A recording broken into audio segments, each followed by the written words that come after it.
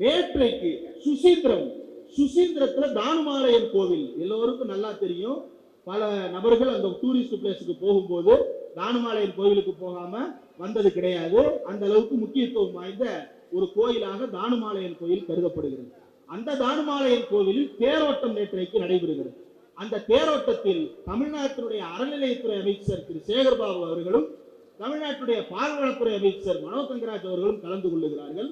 தேரை வடம் பிடித்து இழுக்கும் பொழுது திடீரென்று ஒரு சத்தம். என்ன சத்தம் கேட்டிருக்கலாம் அந்த கோயில்ல? அந்த கோயில் 3 கடவுள்களுக்கும் உரிய கோயிலாக கருதப்படுகின்ற கோயில். யார் யாருக்கு?